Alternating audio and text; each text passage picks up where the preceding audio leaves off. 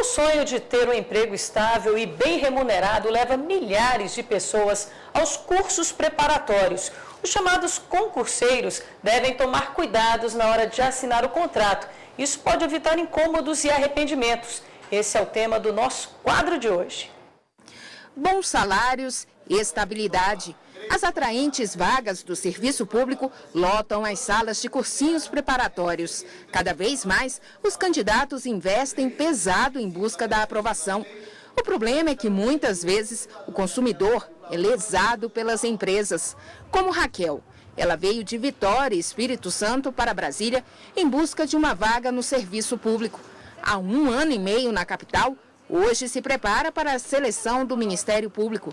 Mas apesar da pesquisa criteriosa antes de escolher o cursinho ideal, conta que está insatisfeita. Olha, às vezes os cursos costumam não cumprir algumas determinações que eles colocam nos contratos e ficam aquém mesmo do conteúdo que foi apresentado no edital. Das expectativas mesmo que acabam sendo frustradas, assim, ocorre muito.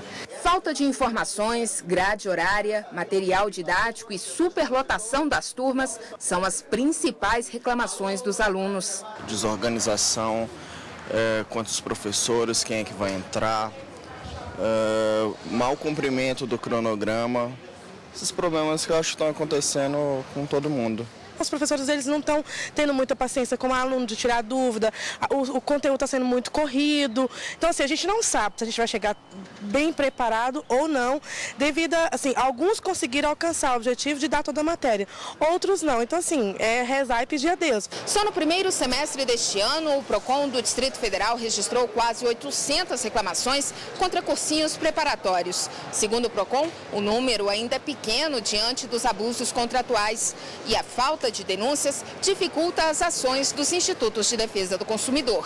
Segundo o assessor especial do PROCON, com pequenos cuidados é possível evitar futuras dores de cabeça. O consumidor ele deve, antes da celebração do contrato, procurar valer-se do máximo de informações possíveis acerca do fornecedor que ele pretende contratar. Explica também que, de acordo com o Código de Defesa do Consumidor, as cláusulas abusivas são nulas de pleno direito, mesmo que o contrato já tenha sido assinado.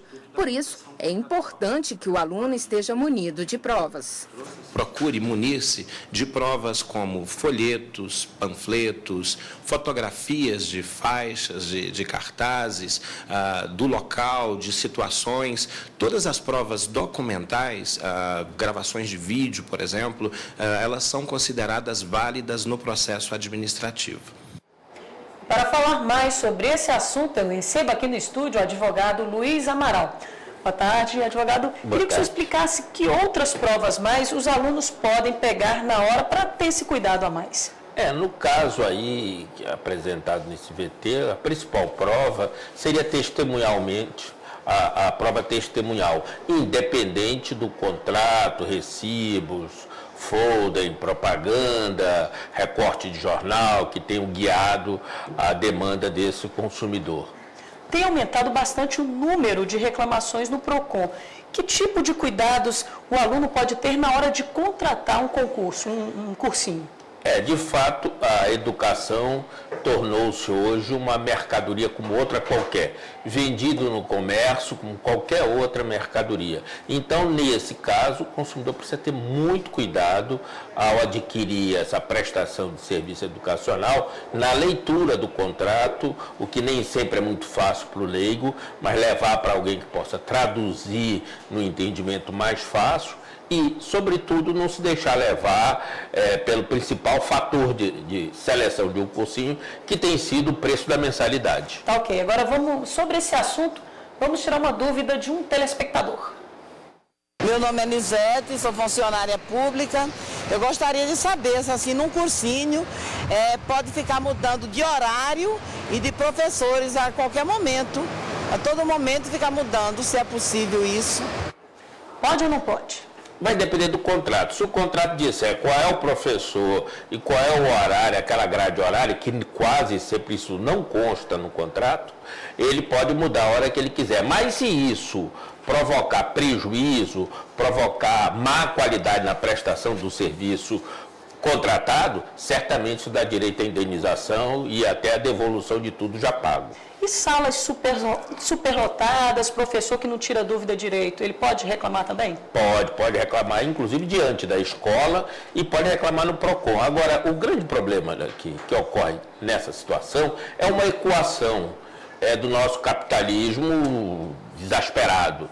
Quer dizer, as pessoas podem cumprir a legislação, podem cumprir o Código do Consumidor automaticamente, espontaneamente, mas entre cumprir espontaneamente e aumentar a sua lucratividade, muito empresário prefere aumentar a despeito de descumprir qualquer lei, inclusive o Código do Consumidor. Então o consumidor fica bem no meio dessa situação, ele precisa tomar muito cuidado, se munir de alguns fatores de informação para ele bem decidir. Vamos a outra pergunta de um outro telespectador. Meu nome é Rayane, eu sou estudante. Eu gostaria de saber se o cursinho tiver que devolver meu dinheiro, o que deve ser feito? E aí, como é que deve ser feito? Integral ou não? Integral, em princípio integral, a não ser que o cursinho alegue e consiga provar alguma despesa lícita que seja rateada entre todos que se inscreveram naquele curso. Mas, em princípio, o consumidor tem direito à devolução integral, sobretudo ficar caracterizado a má prestação do serviço. Mas isso é em juízo.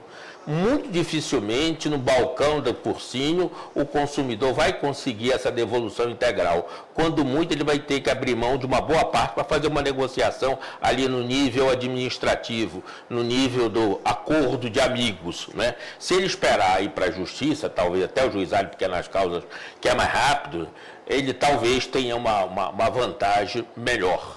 Vamos então a outra pergunta de outro telespectador. Meu nome é Fábio, eu sou analista de sistemas. Eu gostaria de saber o que eu posso fazer se o cursinho preparatório não cumprir com todo o seu conteúdo. Eu entro na justiça, o que eu posso fazer? O que ele pode fazer? Não cumprir o conteúdo? A primeira coisa é procurar o cursinho para ver se tem algum acordo, ver se ele resolve isso do modo mais rápido. Caso não seja possível, ele pode procurar o PROCON, o grupo de alunos pode procurar o Ministério Público, não é? E, se for o caso, até entrar na justiça para reaver o que ele já pagou por deficiência na prestação do serviço. Se ele não ficou satisfeito com o professor, com o conteúdo dado, o que ele pode fazer? Em princípio, o aluno, se não consta no contrato qual é o professor, ele não tem direito adquirido a esse ou aquele professor. Mas, se essa variação, se a qualidade do professor não está à altura da maioria geral da turma, dos contratantes, isso certamente significará uma má prestação de serviço. Esse tipo de cuidado tem que estar no contrato? Deveria estar no contrato, mas é muito difícil que o empresário coloque isso no contrato. O empresário teve meses para preparar o contrato, o aluno tem 10, 15 minutos para decidir. Não é? Então é muito mais difícil para o consumidor analisar esse contrato e ver a profundidade, a extensão daquelas cláusulas. Mas, de qualquer modo, se uma grande maioria de alunos se demonstra insatisfeito, isso é um fator de insatisfação que pode configurar a má prestação do serviço educacional contratado. E aí a aplicação do Código do Consumidor. Muito obrigada pela sua participação aqui no Jornal da Justiça. Uma boa tarde para o senhor.